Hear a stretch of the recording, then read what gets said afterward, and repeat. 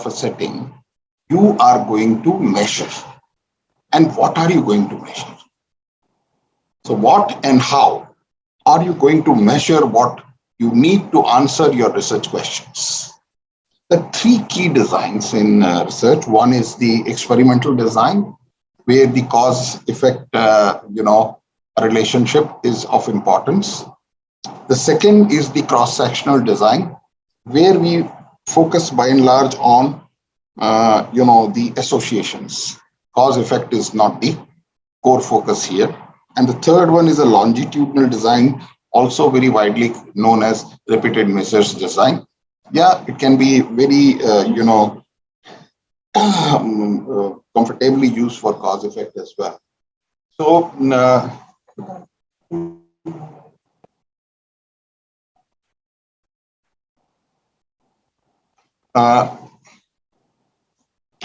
so longitudinal design, as I said, can also take care of the cause effect relationship besides knowing the associations.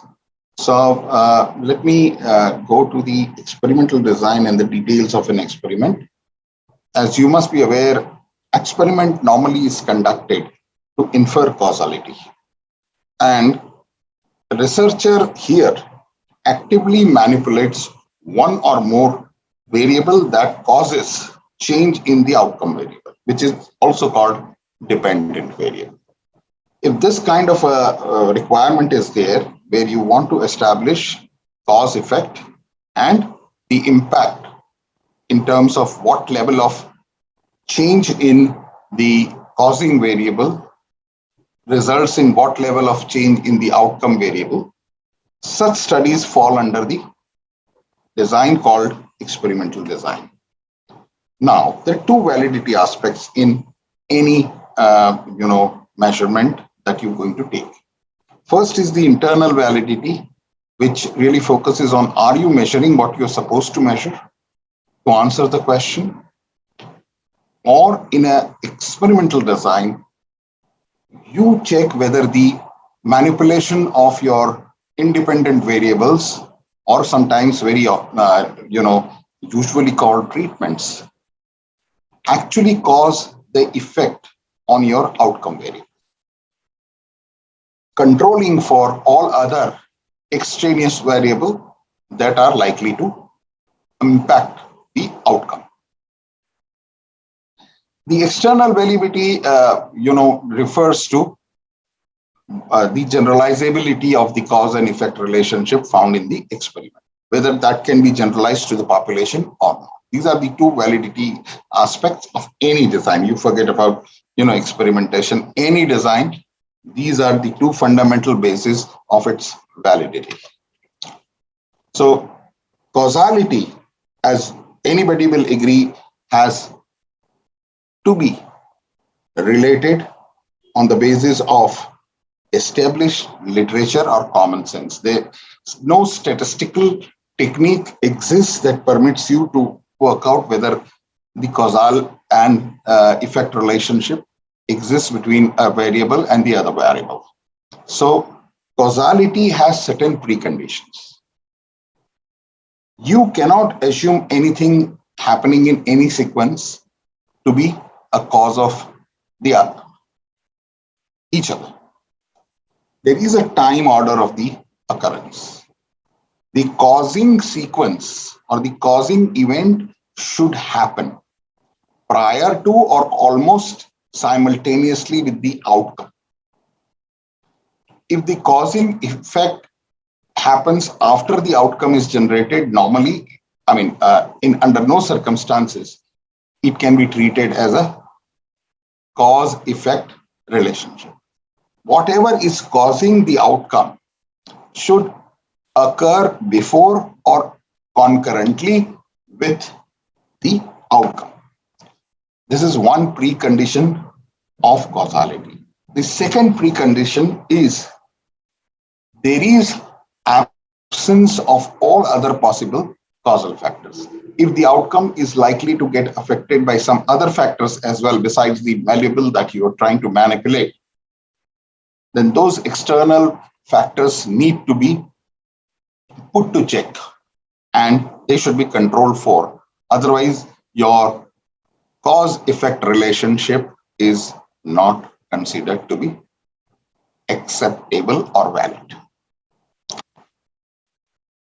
So there are certain definitions we will go through.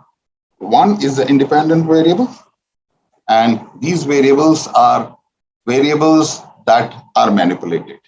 And the effect of this change is measured, compared. Example, changes in price levels.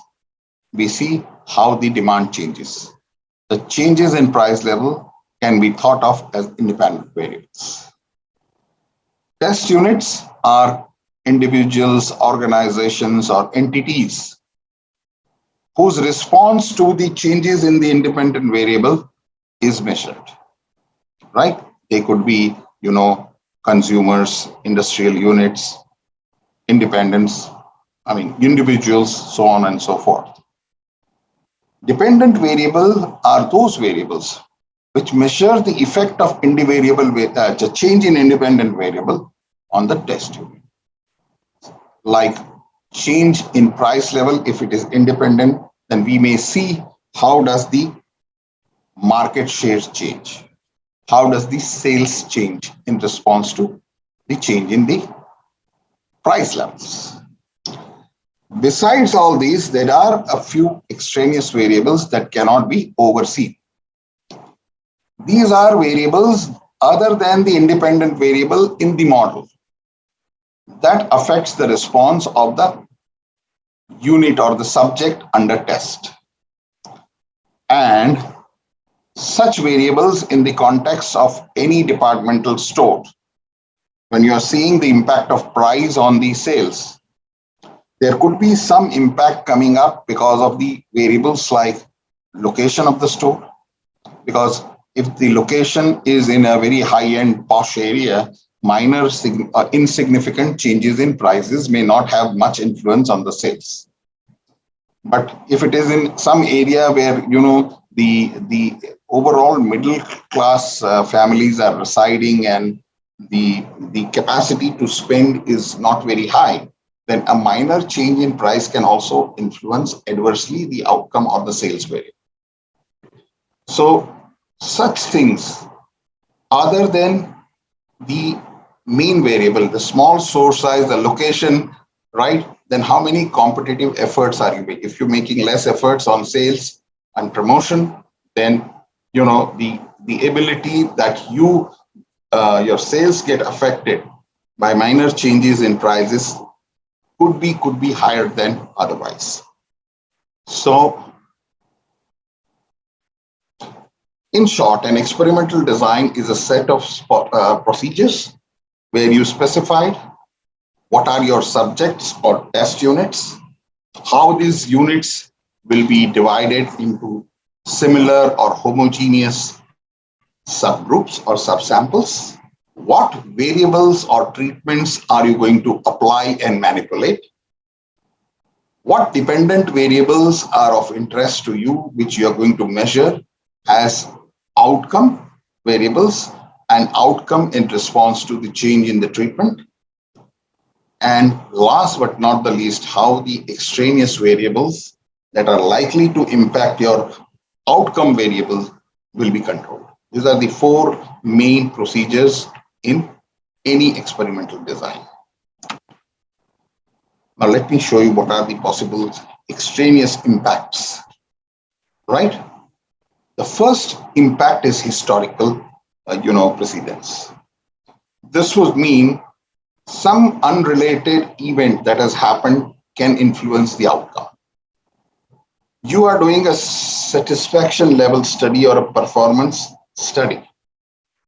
And before you start the study, somebody has informed the workers that there are going to be very many layoffs in the coming month. This information, right or wrong, can cause change in the response level because employees will be under stress and their performance after will be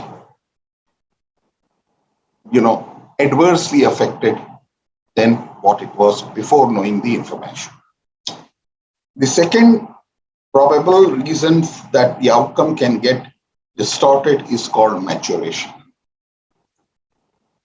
Maturation basically can be taken as an effect that happens because of passing of time, which creates a level of increased information or understanding of the phenomenon by the subject. What happens while you were doing the earlier test before the treatment? You took 15 minutes to complete that test, and that was an ideal time. But after giving the treatment, you do the same, what you call measurement. And for that measurement, you take 50 minutes or maybe half an hour. That additional time that is spent may allow change in the response coming from your subject. The third possible nuisance could be coming up because of testing. And this testing is very, understanding of the subject that he is being tested for some experiment. This particular feeling is likely to affect his performance or his response to the changes that happen. The next possible distortion can happen because of instrumentation, because you are not uniformly measuring the person before the effect and after the effect. Statistical regression is widely known, influencer of nuisance coming out of any experimental design. This says that, in long run, any phenomenon will progress towards an average. A good example could be if, a person is 7.4 inches tall, the probability that he will have his offspring also of the same height is very, very low. Normally, his offsprings will be of an average height of the population. This phenomenon is called statistical regression. Problem can also come because of statistical bias or selection bias, right?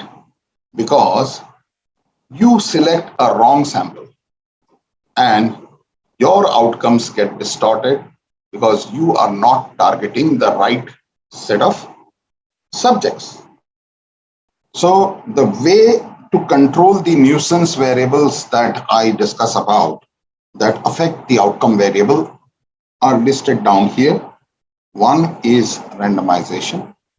If you make a random assignment of your test units, a lot of nuisance gets taken care of because the randomization process distributes the impacting, distortion across across multiple groups. So they set off each other. The next important aspect is matching. Matching means you have oranges and oranges to be compared and not apples and oranges. So whatever groups you are controlling, the treatment group and the control group, they should be similar. There is a third way of controlling things when you don't have similarity in the group at baseline. Baseline is the starting point. Then you can use statistical controlling techniques.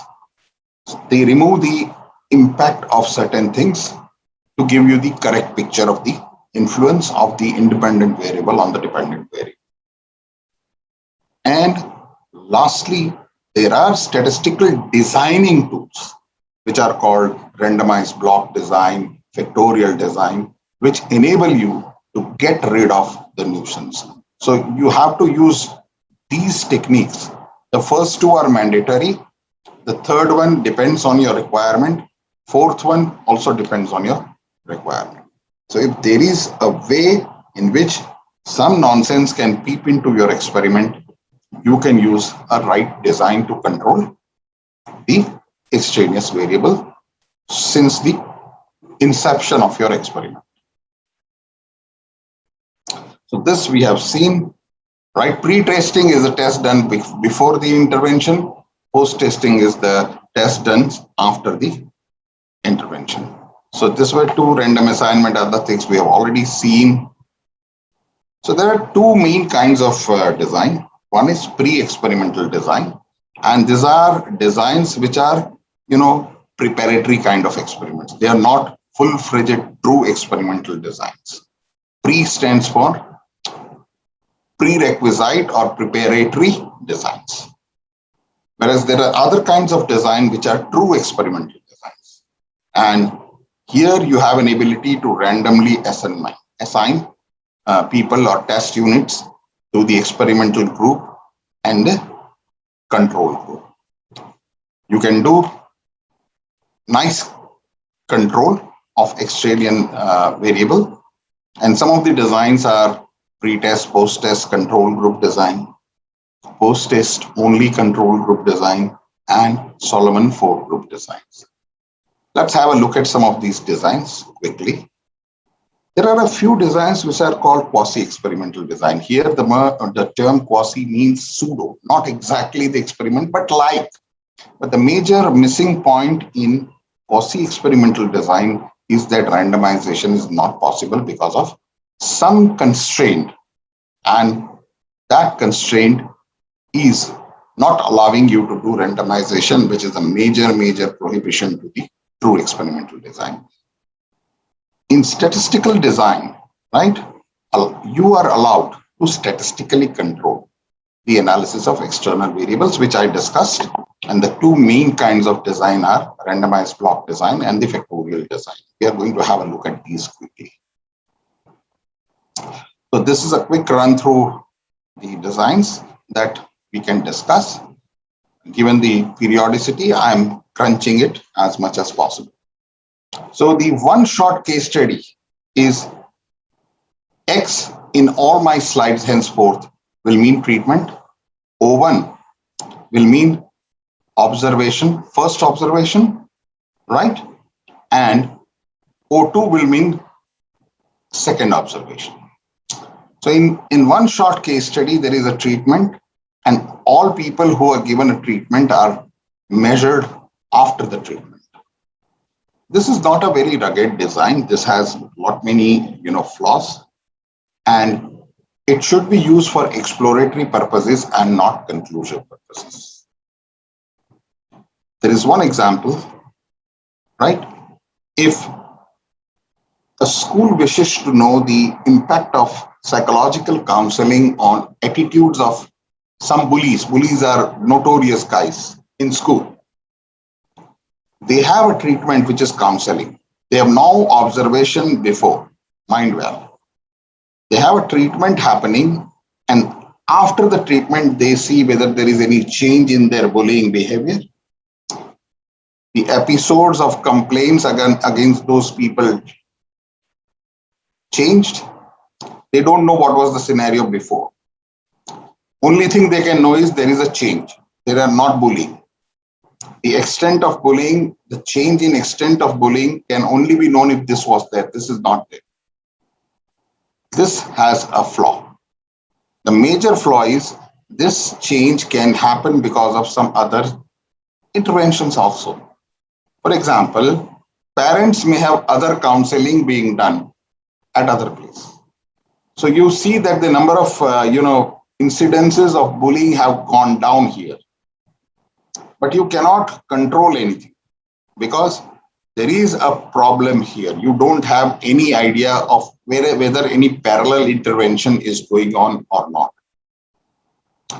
And if that is happening, you don't have any control of this.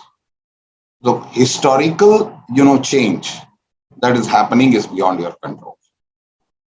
And I once again reiterate O1 pre-test, O2 pre, post-test, X treatment, R is randomization, and C is control group. That is the symbol that I'm going to use across my slides.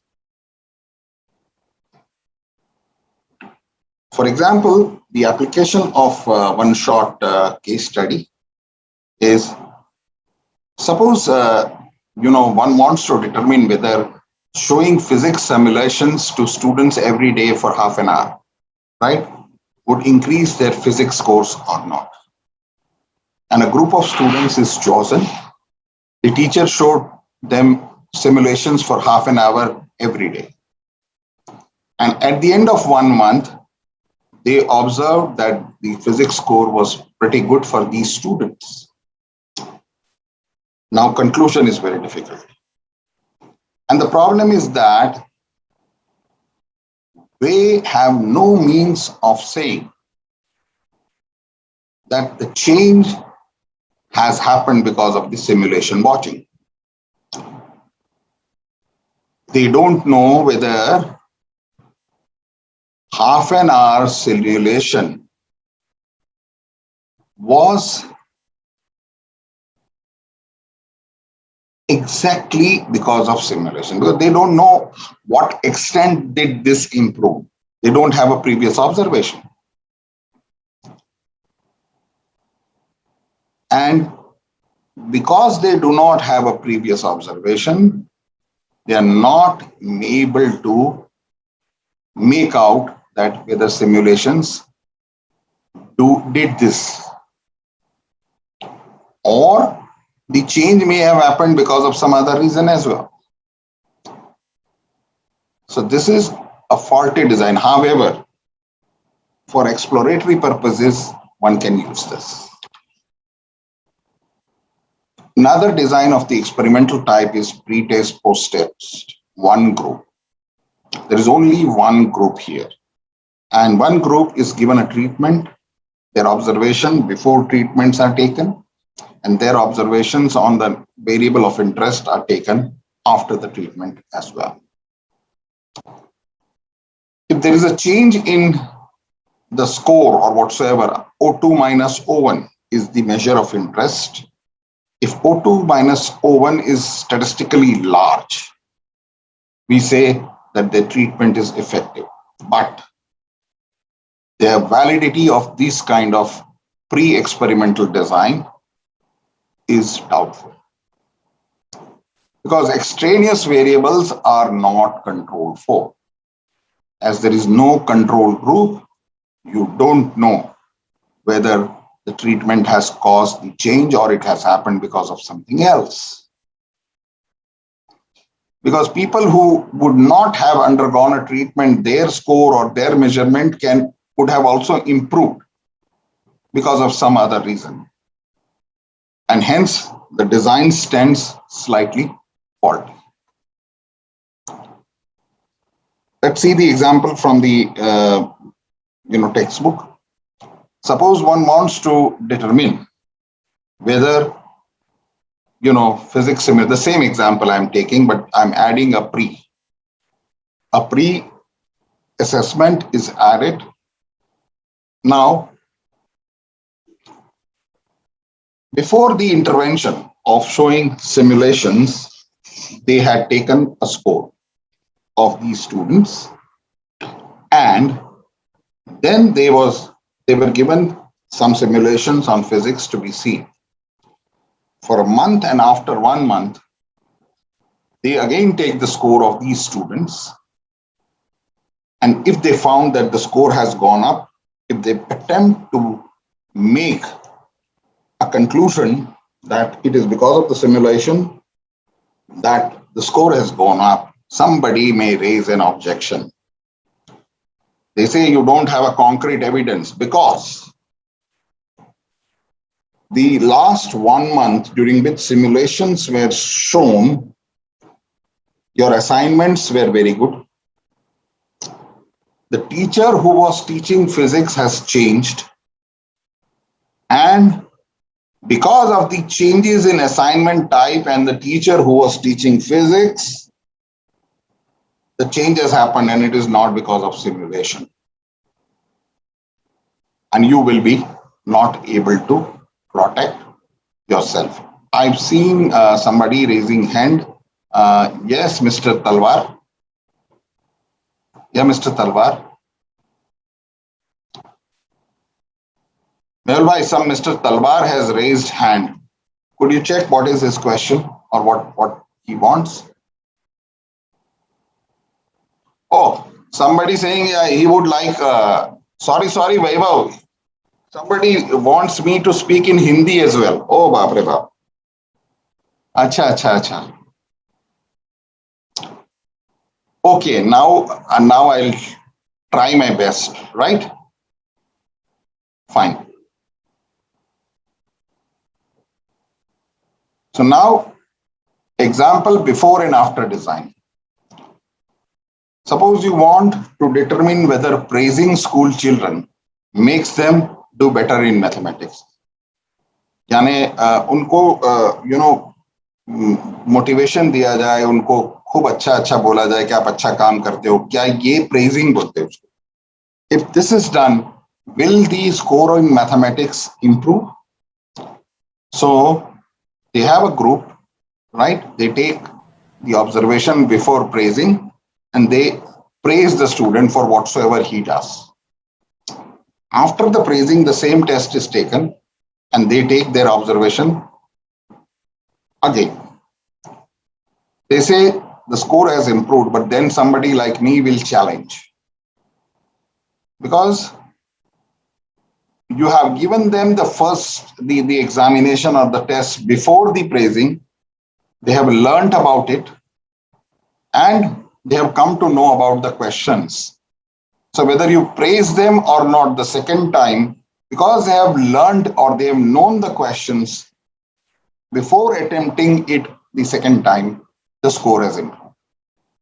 The process of maturation may have led to increase in score, and hence your treatment, which is praising people. और आपने जो खूब अच्छी बात कही बच्चों को, उसकी वजह से स्कोर नहीं बढ़ा. But because they came to know, क्योंकि उनको पता चल गया था क्या क्वेश्चंस, क्योंकि फर्स्ट टाइम आपने बिफोर द ट्रीटमेंट किया था, because they came to know about it, they got some clues before they attempted for the second time.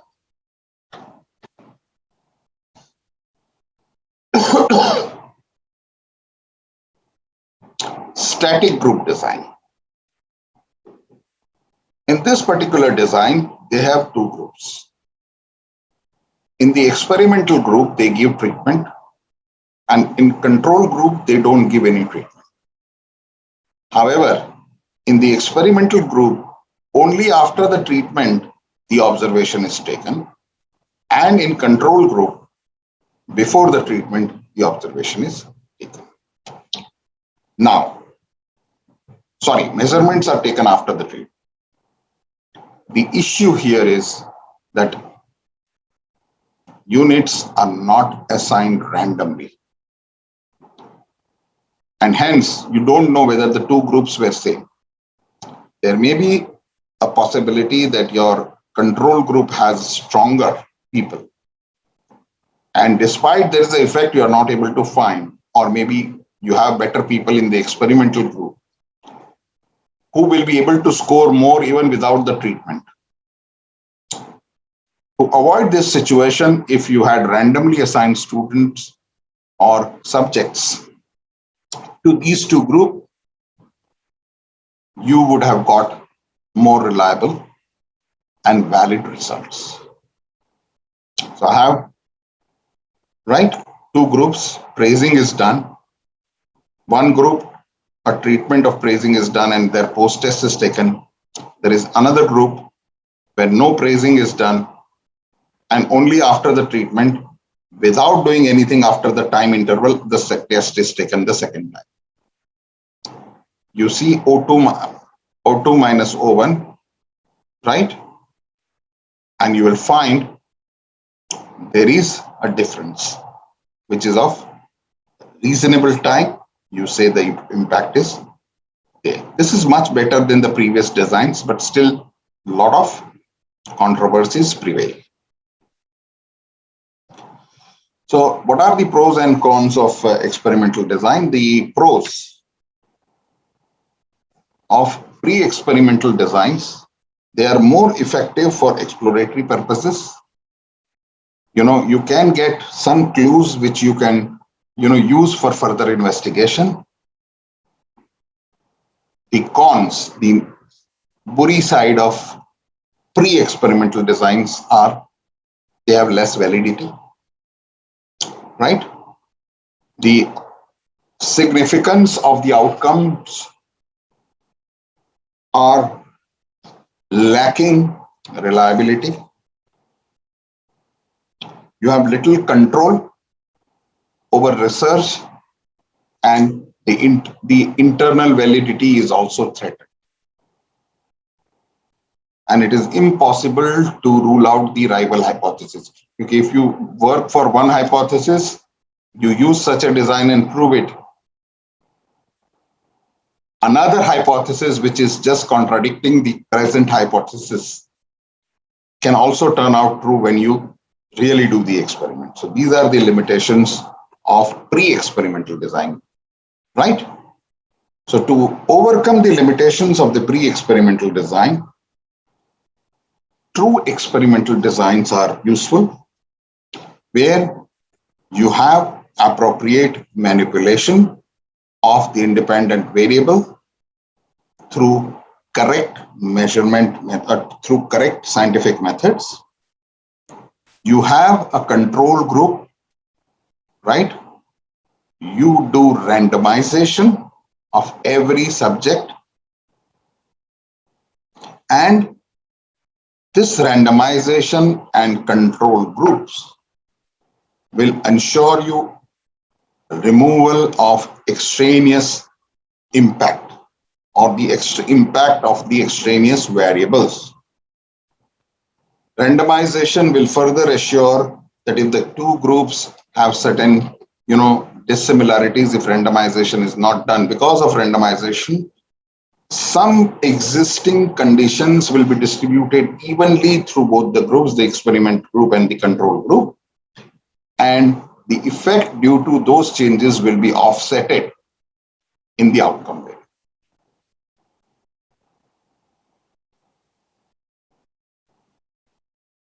I'll quickly run.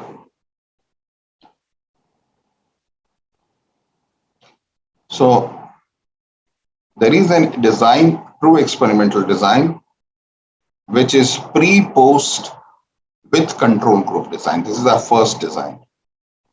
And the example is, suppose you have to test effect of a new drug intended to treat a certain medical condition like migraine. And if a sample of migraine patients is randomly divided into two groups, right? First group receiving the new drug and the second group receiving a placebo. And after administering the drug for a trial period, if the condition of the experimental group improves significantly higher than the control group, you can conclude that your new drug is working or is better than the placebo. You have pre-observation on number of instances of migraine per week. After the treatment, you have observations to see number of instances per week of migraine attacks. This is one way. You have both the groups, control group and the experiment group, and you have done random assignment so that inequalities among the subjects is minimized.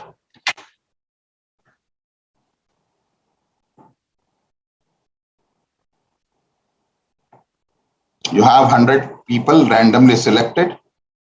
You assign randomly 50 teachers to group 1. You assign randomly 50 teachers to group 2. You take some examination before in both the groups. You give workshop or training to the first group. Re-examine both the groups after the workshop. If this group which received workshop or training inputs is better than the other group, you call or you can conclude that this particular intervention is successful. Just 1 minute.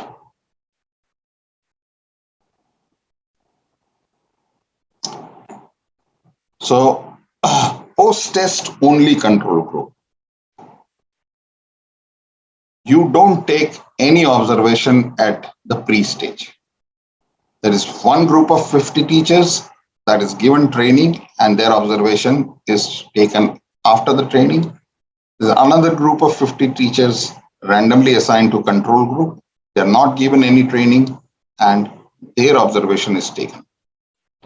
If this is improving significantly compared to this, then you can say there is an effect. Quasi-experiment, as I said, here there is a problem of randomization, right? And here only correlations can be determined. You cannot do randomization to conditions. Although all other characteristics of an experiment are retained, the randomization element is missing, then such experiments are called quasi-experiment. Now, statistical design. Designs that you can use to control the extraneous impact, right? In certain situations are called statistical designs. Now, these designs will help you in controlling the extraneous variables. The effect of more than one independent variable can be measured. Specific extraneous variables can be statistically controlled, and you can formulate very economical designs through these techniques. I'll show you one or two of them randomized. This design is very RCD. This is a randomized block design, RBD. Is useful when one major external variable is impacting your outcome variable. If that extraneous variable is impacting your outcome variable, you can block the effect of that extraneous variable through this particular design, which is called RBD. For example, I am looking at the score or preference of 3 advertisements by different respondents. And I have a feeling that the store preference of the person whom I am testing will impact the score. So what I do is I take few individuals from each store preference level and test all the 3 advertisements. Second preference level, test all the 3 advertisements.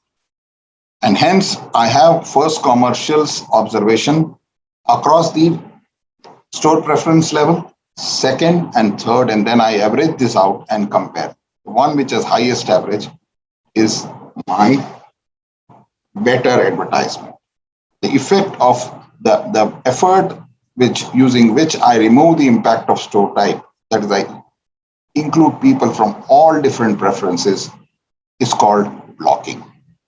Blocking is removing the effect. So this is a tabular format of the same thing. Preferences are there. I ask them what is your liking for advertisement A. Each type of preference I take, average it out. Type advertisement B. Each type of with store type, I ask them what is their preference for B. Same for C, and I average them out. This averaging across will remove the impact because of the preference type. Factorial design is not a blocking design. Factorial design, unlike the blocking design, is allowing you to measure effects of 2 or more independent variables simultaneously. And in reality, you have more than one instances where multiple factors impact your outcome variable. For example, I want to see the production per acre of certain seed type and certain fertilizer type. I apply combination of fertilizer seed on different farms, and then I try to find out what is my productivity per acre. The effect on production could be due to fertilizer, could be due to seed, or Q2, or could be because of the combination of seed and fertilizer, which we call interaction. Such designs are useful when you have more than one factor, the effect of which you would like to measure. You have discount level and you have size of the store and you want to see footfall. Effect can be because of discount, footfall can increase or decrease, and footfall can also depend on the size of the store. If you want to know how much size of the store contributes and how much discount contributes, this kind of a factorial design will help you to work it out. So this is all from my side as regards to what we call experimental design. I just have a sip of water and start with cross-sectional and longitudinal design before I move on to the measurement scales. So friends, a cross-section design basically refers to a cut through the vast group of heterogeneous things at a point of time. It has a temporal dimension or the time dimension. See this cucumber. I have a whole cucumber and I cannot study the whole cucumber. So what I do is I take a slice of the cucumber and study this slice and show how the whole cucumber would be like. Rather than doing a study on each and every part of the cucumber or each and every possible slice of the cucumber, I just take a slice from the cucumber and predict how the cucumber is. In our India, you must have seen, ladies just test a small slice of the cucumber, and if it is okay, they go and buy it. Otherwise, they'll say, no, it's not proper. Kadwa hai. And they will not buy that particular piece of cucumber. It's bitter. Cross-section is just collecting multiple observations at one point of time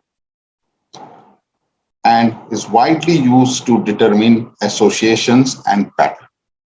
And more often than not, surveys and questionnaires are tools used in such cross-sectional designs. I repeatedly say cross-sectional designs are appropriate for finding patterns and associations. They don't help you in finding cause effect. So cross-sectional design is something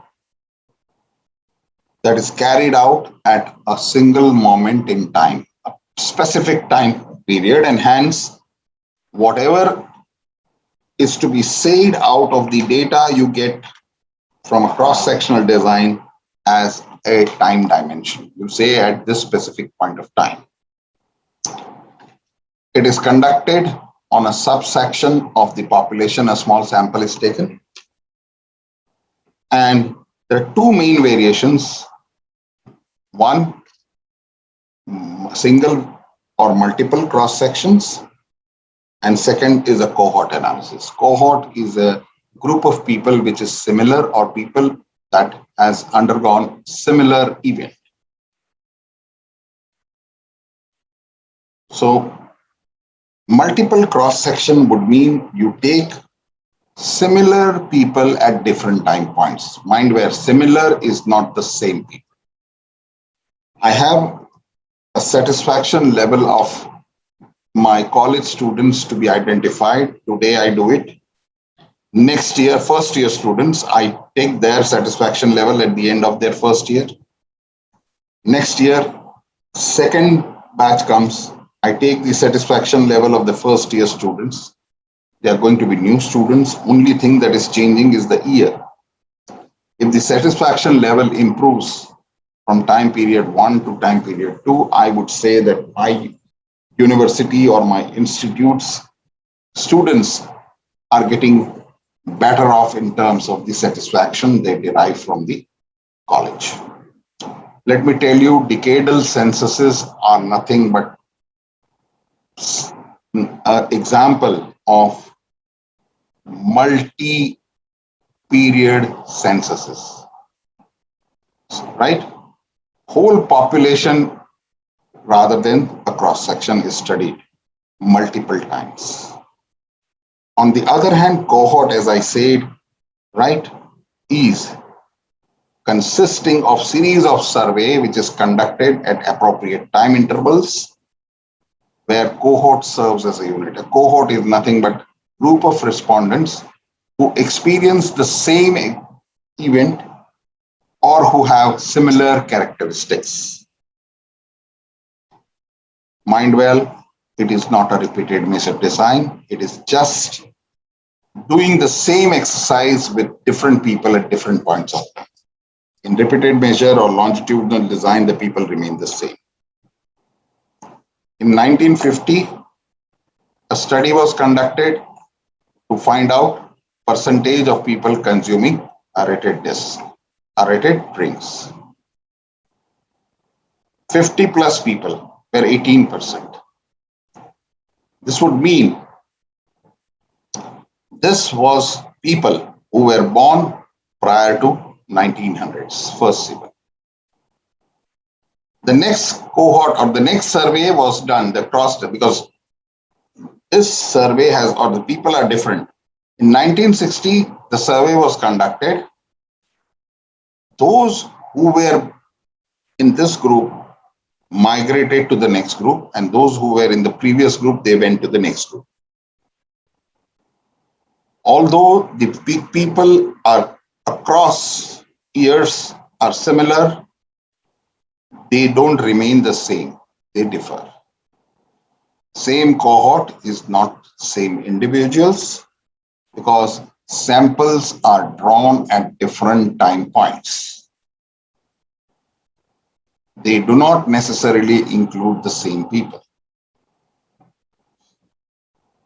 So cross-section studies are very useful for answering questions about prevalence, incidence, some belief or some situation. Identifying benchmark. You want to know what is the average salary of a programmer in Bangalore. You do a cross-section of programmers, study of a cross-section of programmers, you will find it out.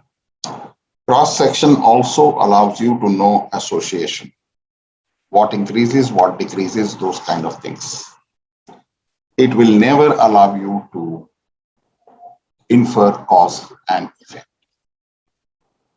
Some of the examples of cross-section are shown here, right? You have a question which is related to identifying frequency. You have a question which needs to identify the risk factor, and you want to check or diagnose something, you can use cross-section study. There's a typical kind of a study, case control study, which I should be saying. In cross-section study, people who were smokers are followed up.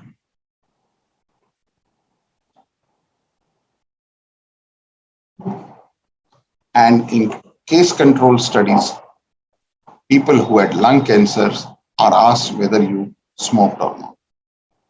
This is moving further from smoking till lung cancer developed. This 100% lung cancer patients are asked whether did they smoke or not. Both tell you whether cigarette is a risk factor to what extent for lung cancer. It's very easy, relatively inexpensive.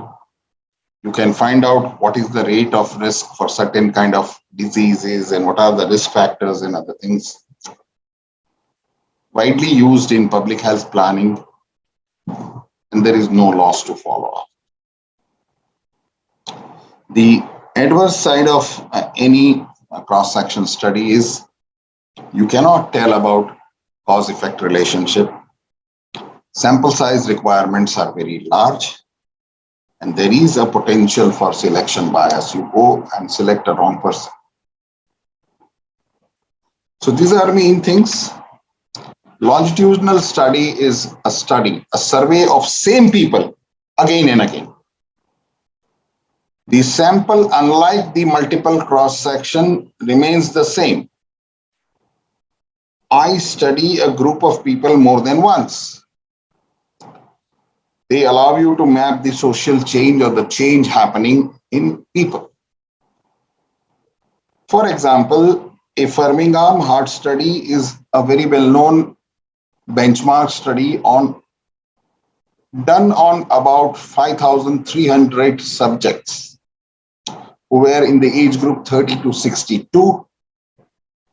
These people were followed up for 20 years. And the purpose was to identify risk of heart disease. Same people, they were followed up every year. 20 observations were taken, whether they developed heart disease or not. And then it was identified what were the chances of certain category of people to develop a heart disease. You have same group of people, which is called panel. Repeated measurements are done. The panel remains constant during the study period, and they are very useful, this kind of study, to measure change over time, patterns changing over time. Their validity level is very high because you control many things. They are useful for developmental trends, much more powerful than cross-section, and they provide very accurate results in observing changes. The adverse side of it is they need a lot of money. Data collection is not 100% because you've taken someone today in your sample, tomorrow he may not be willing to participate. They require large sample size as well. And compared to cross-section, there are a lot of other cost implications.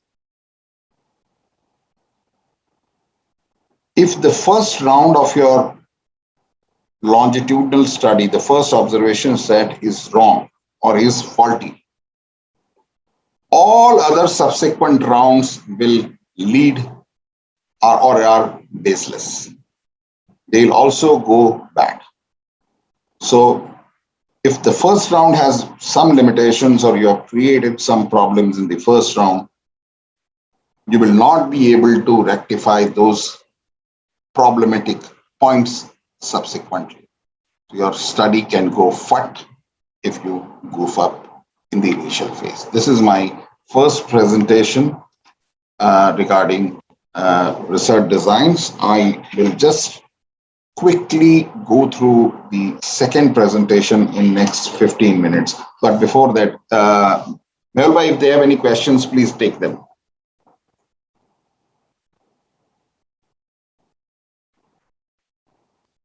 Melba?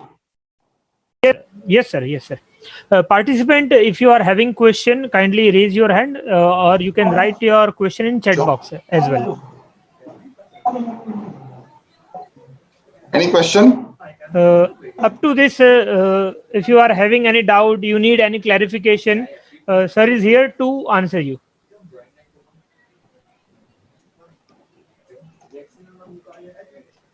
You can raise your hand or you can put your question in chat box. We'll ask to sir. Jignanu sir, we are having only comment regarding your session. Okay, there is one. Deepika Yes. Ravalia has asked a Latin Yes, square yes. design. Can you again explain Latin square design? All right, I did not explain. Is my so what happens in the randomized block design? Let me annotate. All right. Mm,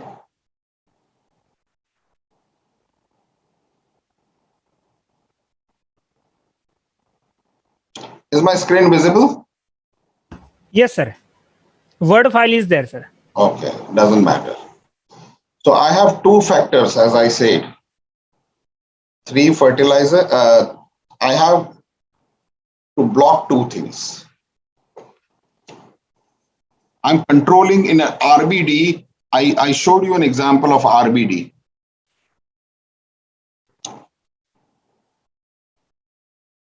Let me come to that slide. Just a minute.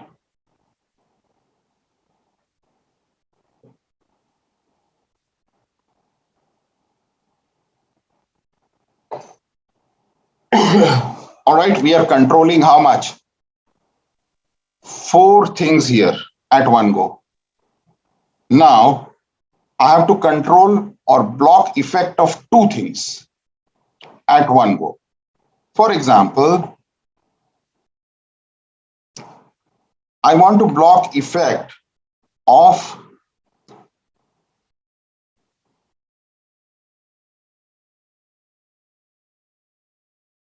phosphate level in land, which is 1, 2, and 3. There are three, what you call tiers of phosphate level. Because the level of phosphate in your soil is also going to affect the productivity of fertilizer. I am testing effect of fertilizer. Fertilizer is what I am testing. But the effect of the fertilizer, the new fertilizer, organic fertilizer, will be hampered by the level of phosphate. So there are three levels of phosphate that I have used in my study, for example, and then there is a nitrogen level in the soil. And I classify nitrogen also into three levels: low, medium, and high. I apply fertilizer in all the farms, and I classify each farm on phosphate and nitrogen level. I take low versus phosphate first category, which also is probably shallow, low, medium, and high. So what is the impact when the phosphate is low and the nitrogen is also low? Such a design, if they have three layers or three levels of both the variables that you want to control, it is called a 3 by 3 Latin square design. If the number of levels in two variables, the effect of which you want to block, is same, they result into a design called Latin square design. Am I clear? You have two variables, the effect of which you want to block, and both the variables have same number of levels. If I have gender, I have male and female, that is called 2 level. If I have marital status, I have married, unmarried, divorced. I have 3 levels of marital status. So if I am controlling for gender and marital status something, it is not a square because the matrix is not an identity matrix. If the matrix of levels of variable X and variable Y that I want to block the effect of is a square matrix, the resulting design is called Latin square design. Am I clear? Mehul bhai, pucho. Yes, sir. Again, another question is there also regarding the same thing. Sasi Chaudhary is interested to hear little bit about how to choose appropriate sample size in those design. Shashi, see, there is a method of sample size selection in ANOVA, right? If you look at a software called G-Power, there are effect size that you have to specify. And for each of those, impact that you want to create, whether it's a randomized block design or it's a factorial design, right? What is the area or the effect size that is of interest to you will allow you to work out the appropriate sample size. Sample size basically is a function of the effect size you want to vary. The design aspect, right, is less related to the sample size. It is the effect size of interest will define the sample size. Is it clear, Sashi?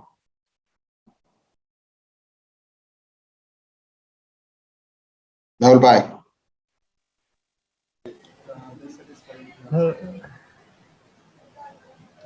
Sir, both Deepika madam and Sasi were satisfied.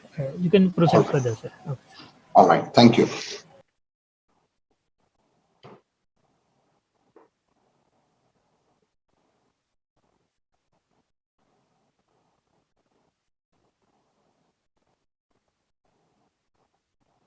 So because I have some other commitment, I'll be winding up the second session a little early.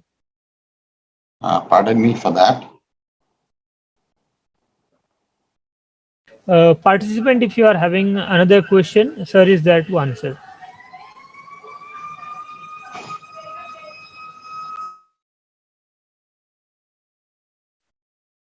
So one of the important aspects of a research design is measurement. How will you measure, and what are the scales that you're going to use to measure the interesting aspects of your research that will allow you to answer the research question? So you can have some of the things can be done qualitatively and some of the things can be done quantitatively. Everything cannot be done qualitatively, nor can everything be done quantitatively. So there are certain scales of interest which we can use. I'll skip the learning objectives here. So measurement is nothing but a process of assigning numbers or labels to objects, persons, say states, cities, or events in accordance with some rules that represent quantities or qualities. We normally don't measure object, we measure attributes, beliefs, and then try to define them. For example, what defines a person X? What is the level of education of a student? And how customer is oriented towards our company are the questions we normally like to answer. The main or the critical goal is to provide a valid and reliable description or enumeration of that person, object, issue, etc. Accuracy of measurement by clarity is our goal.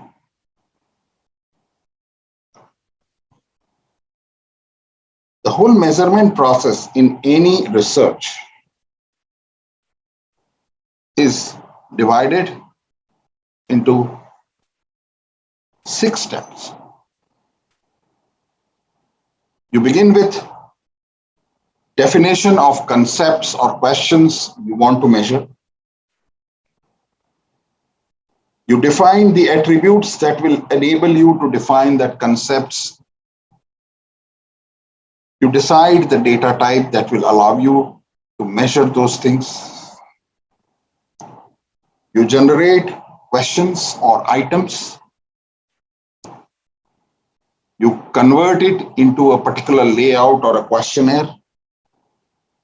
You do a pre-test or a pilot test and refine your instrument capture.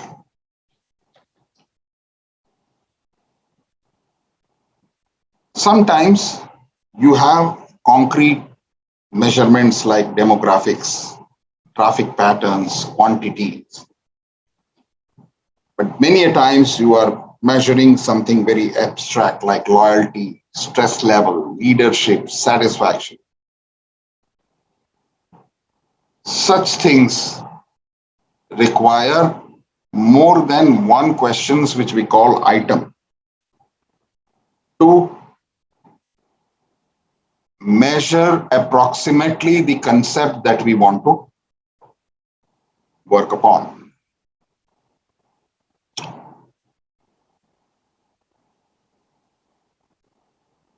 While attribute is some single fundamental characteristic, the complex constructs or constructs are very difficult to go by any single measurement. Look at these scales, such multiple items to measure certain things reliably are called scales. And this is an example of a burnout scale. Burnout measures stress. And Mashlash is the person who developed this scale. The scale only gives you an idea of how stressed the person is. You cannot have any single question to ask that person that how stressed are you? And there is no way you can measure certain things which are quite abstract.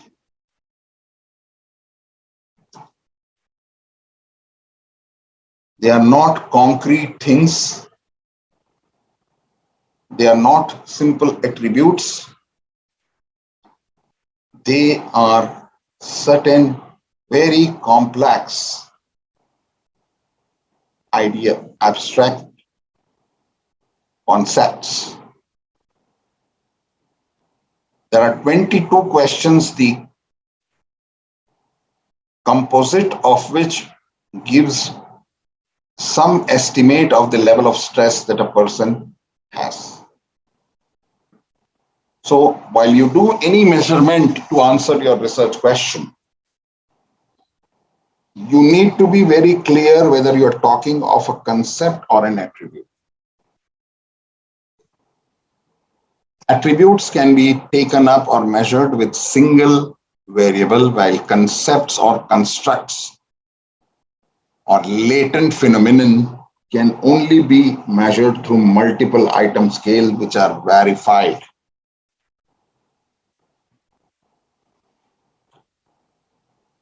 Measurement is a complex process. If you measure things wrongly, you will never be able to answer your research questions satisfactorily. There are 4 basic levels of measurement. Everybody who has ever touched SPSS would know them. The nominal scales, ordinal scales, interval scales, and the most flexible ratio scale.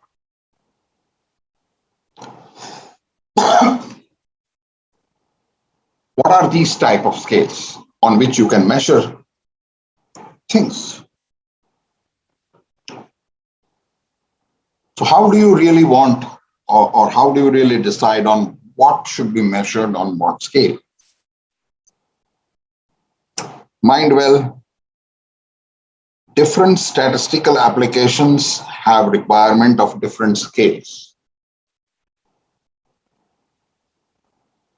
You start the process of defining how will you measure a typical variable. You start to take a decision whether do you want equal interval between the scales. If you say no, I don't want equal interval, 1 and 2 is not same as 2 and 3. That's what it means here. The distance between 1 and 2 is not same as the distance between 2 and 3. Then you come to this side of the flowchart. Next question you need to answer. Does the variable allow you to order things by size or value? Whether you want some less than, more than kind of a feature exist in the measurement that you are going to do. You don't know that the successive units have similar distance, but you want to know something is more or something is less. If this is required, then you go for an ordinal scale. The term ordinal is derived from order. Order means you have something placed one less than something or one greater than something, the other greater than something. If this is also not required, no ordering, then you go for a nominal scale, which is just coding done for the sake of convenience. One male to female doesn't mean male is better or worse than female. On the other hand, when you want equal intervals between two scales, you have to take another call whether you want a true 0 point or not. If you want a true 0 point, I'll give you an example of what is true 0 point. You will go for a ratio scale. If you are not interested in true 0 point, you go for an interval scale. The difference between the ratio scale and the interval scale is very, very clear in one terms. The successive numbers or the successive codes have similar distance, but their division is not uniform in the sense, if I have a ratio scale, somebody's salary is 4,000 and the other person's salary is 2,000 rupees. I can jolly well say that the person earning 4,000 is earning twice than the one earning 2,000. Whereas on the other scale, interval scale, where the true 0 point is missing, if somebody has a score of 4 and the other guy has a score of 2, although the distance between 2 and 4 is same as the distance between 4 and 8, 2 and 6, 4 and 6. 4 divided by 2 is 2, but the distance, the division does not work. You cannot say that 4 is twice that of 2 and 6 is thrice that of 2, because there is true 0 is missing. And what is the true 0 is missing meaning?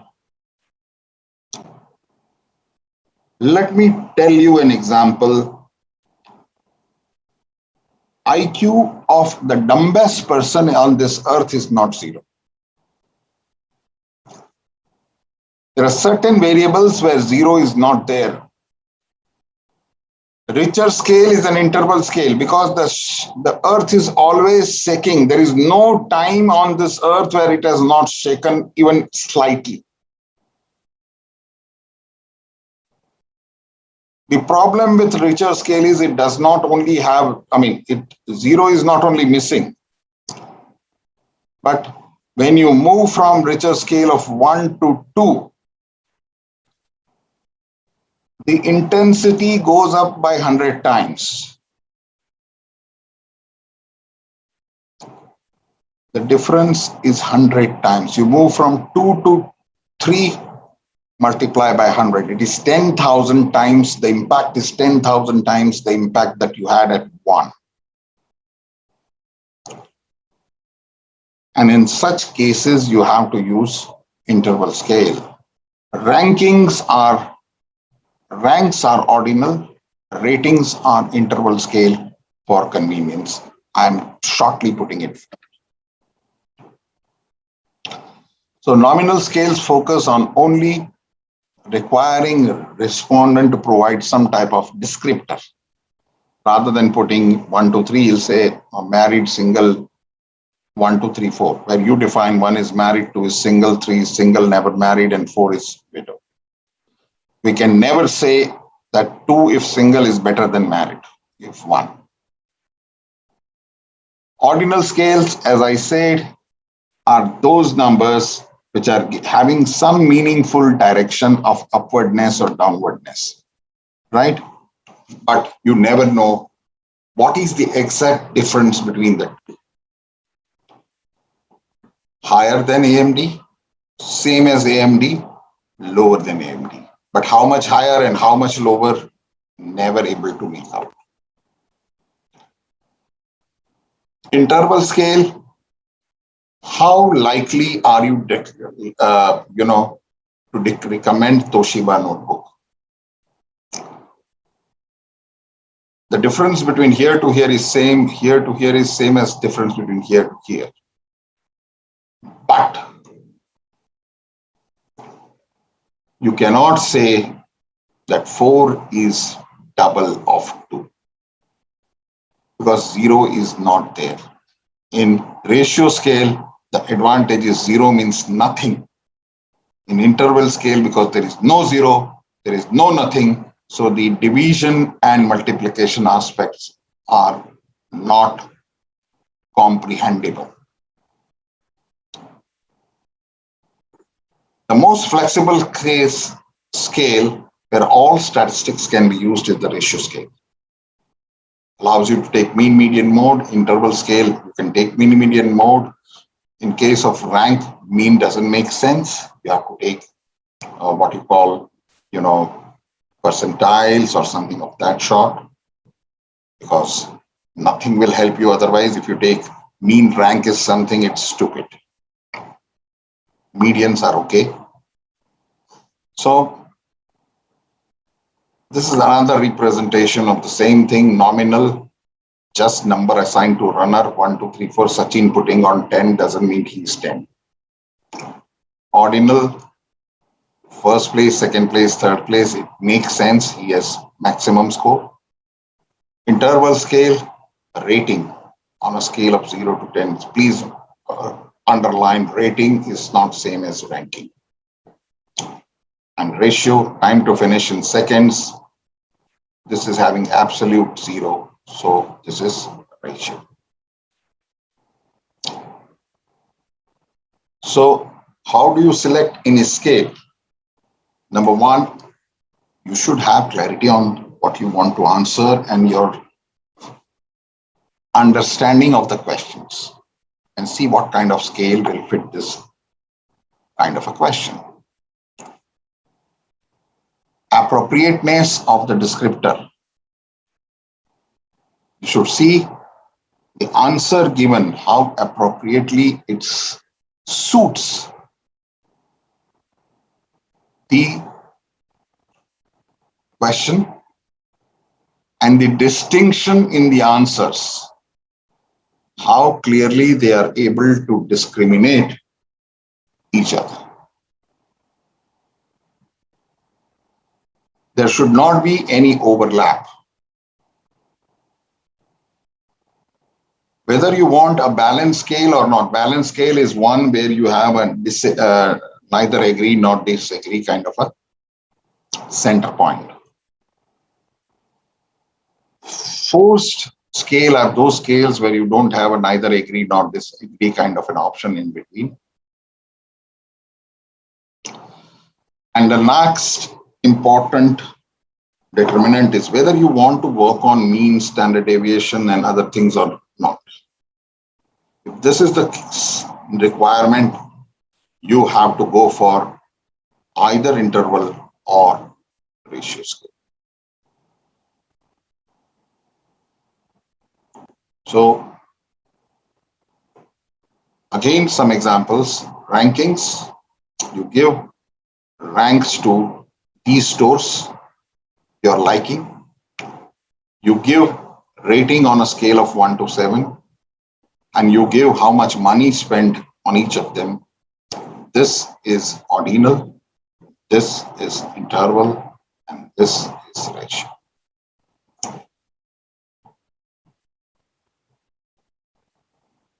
You cannot have central tendency with nominal scale. You can use medians and range in ordinal scale, and for interval and ratio scales, all kinds of analysis are possible. This is a quick run through the basic characteristics. Just number to classify object doesn't have much sense. Social security number, your roll number, etc. Marketing brand number. Permissible statistics in descriptive, you have percentage and mode. In inferential, you can use chi-square and binomial. Ordinal, relative position is given. Common example, quality ranking, ranking of teams. Marketing examples, preference ranking, market position, social class. Descriptive statistics, percentiles and median. And inferential statistics, correlation, Friedman, and analysis of variance. Interval scale, difference between the objects. Temperature in Fahrenheit, let me reiterate or let me make it clear. There is no 0 degree in temperature. Attitudes and opinions can be measured on interval scale. The permissible descriptive statistics are range, mean, standard deviation. Inferential statistics are product moment correlation. And in case of ratio scale, because there is a 0 available, you have very high flexibility. You have measures like length, weight, height, salary, etc. Examples, age, sales, income, cost.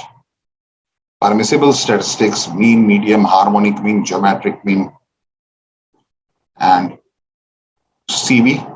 Inferential statistics, you can use t-test, chi-square, anything.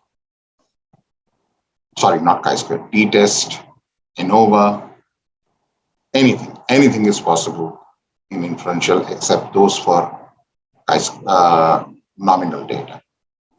So this is all from my side on this. Because of limitation of time, I'm cutting short my class here. Thank you so much. Mehul bhai, ask them if they have any questions. Mehul bhai.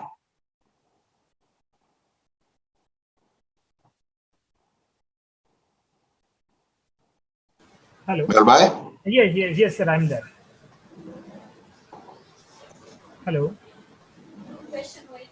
Sir, Sasi Chaudhary sir is again having question. In many researchers, I have seen the researcher to do averaging of Likert scale to conclude about the attributes. Is it valid Yes. approach? Look at the because I had to cut my slide short. Right? It's a summative scale, right? And sometimes it is treated as quasi-interval. Sometimes it is treated as quasi-interval scale. There is a controversy. Sashi, you are right, there is a controversy. But Sir, screen is not visible, sir. I'll come to that. Share screen. Is it visible? Yes, sir. This is a controversy, Shashi. Many researchers do consider Likert scale data to possess only ordinal qualities. However, leading research studies, for example, in area of marketing, sometimes use means and standard deviation from the Likert scale. They say if the Likert scale is more number of options, the wider the scale, it is better. I mean, it's okay if you go for mean. If you look at the study of Dawes John, do data characteristics change according to the number scale point used? An experiment using 5.7.10 point scales, published in International Journal of Market Research, volume 50, 2008.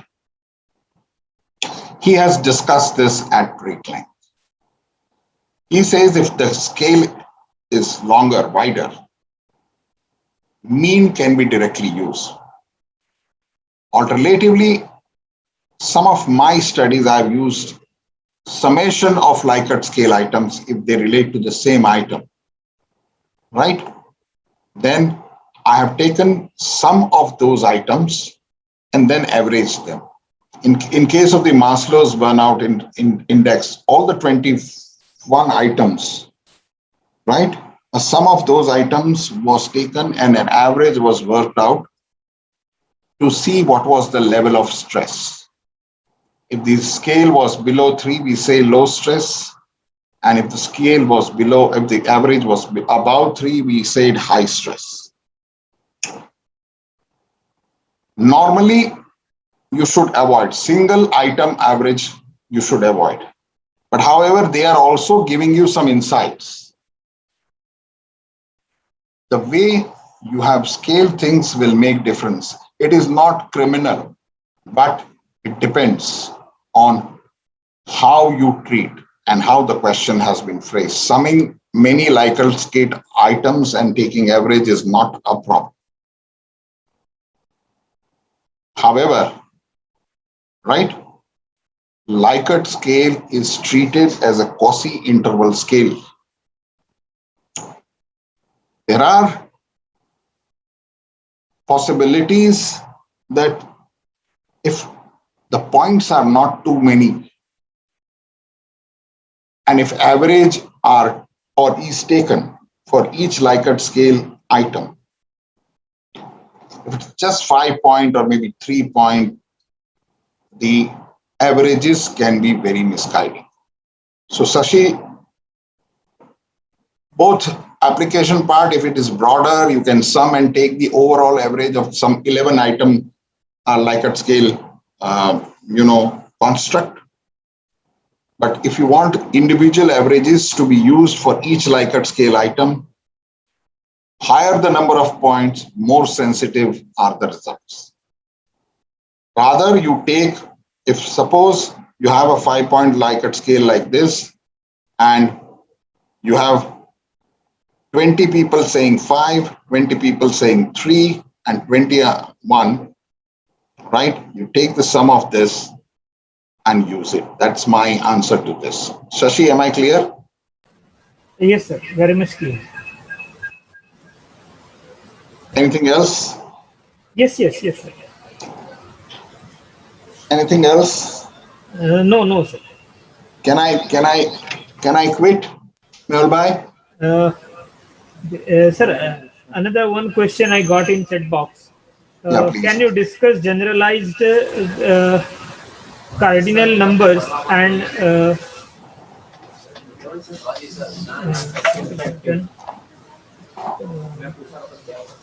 Susu kaise bhai? sir, one question available is in chat box. Yeah, tell me what is that? Can you discuss generalized cardinal numbers and syntonic and embedding of cardinal numbers? Cardinal numbers. And? 1 minute, sir. I'm requesting to the phone.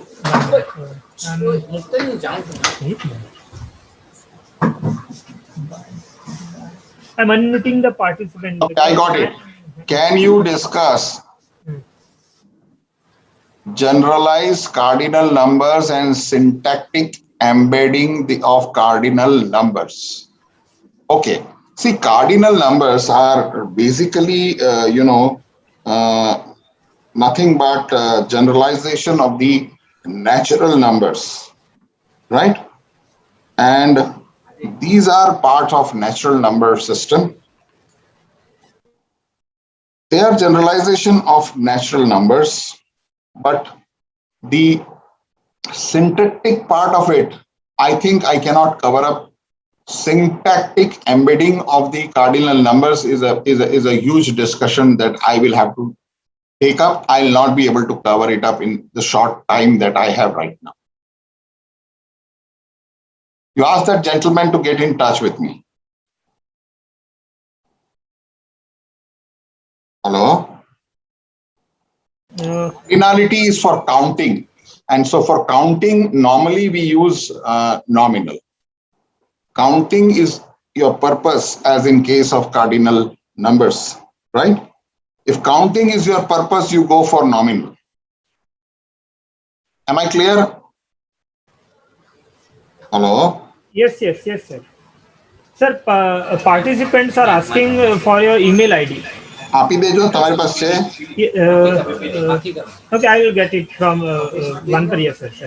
अरे I'm requesting still I'll write it down. Don't worry. Okay. Don't worry.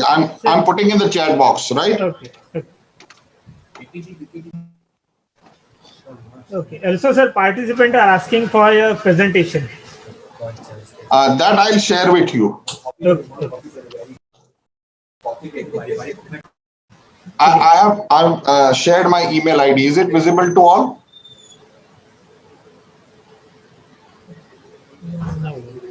No, sir. जो तो chat box में जो. Sir, you speak. I'll write in chat box. Farimuku. Okay. Jo. Notice, sir.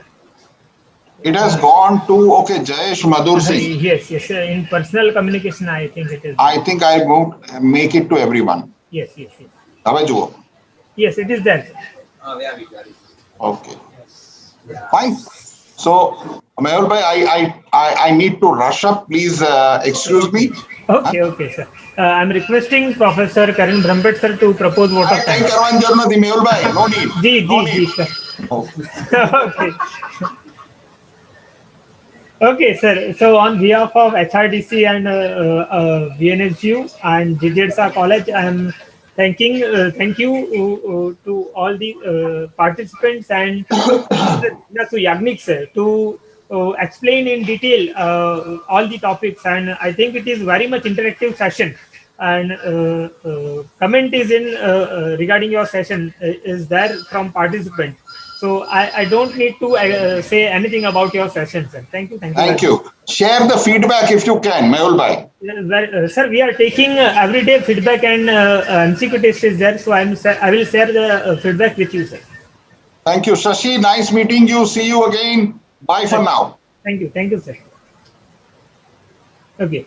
So requesting to all participants, each and every day you are having MCQ test, and it is not a test, it is only MCQ, and feedback of each session. You are requesting to fill the feedback and give answers of FD, MCQ. Okay. Today's MCQ and FDQ. 1 minute.